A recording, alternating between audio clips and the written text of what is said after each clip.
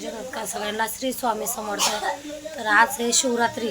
तर शिवरात्री स्पेशल मी बनवते साबुदाण्याची खिचडी आणि बटाटा. तर रेसिपी आवडल्यावर नक्की लाईक करा, शेअर करा, सबस्क्राईब करा. चला मंडळी, पूर्ण रेसिपी बघा.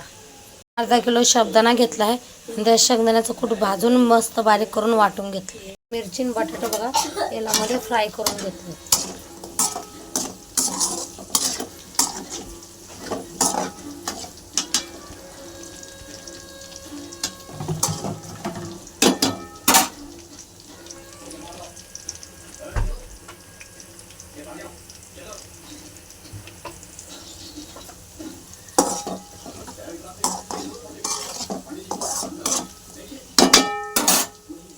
इथला सुक्का बटाटा करायचं म्हणून मी बघा बटाटे मस्त त्याला फ्राय करून घेणार आहे.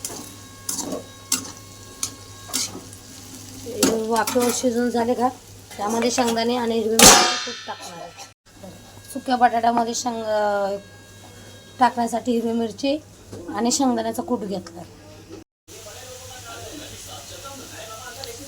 बटाटा आता तळून झाले बघा चांगलं एकदम कडक कडक.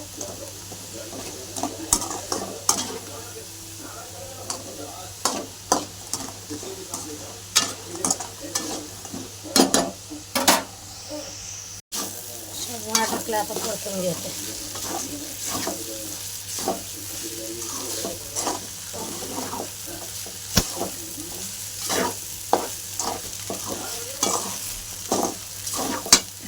खिचडी स्लो गॅसवर परतून घ्यायची म्हणजे खाली लागत नाही.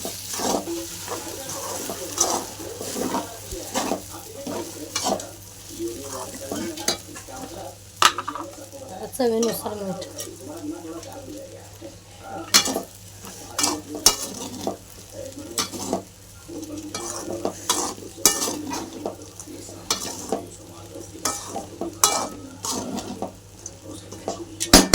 खिचडी ही वाफेवर 15 मिनिटं ठेवून द्यायची.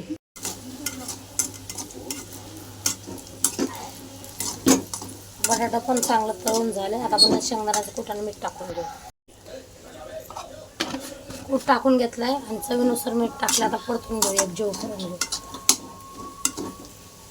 असं बटाटा नुसतं खायला पण टेस्टी लागतं. मुलांच्या डब्यात करून दिलं तरी टेस्टी. असं रोज पण करून खाल्लं ना तरी एक नंबर लागतं. हे त्याला 15 मिनिटं वाफेवर ठेवते. म्हणून आता तयार झाले खाण्यासाठी.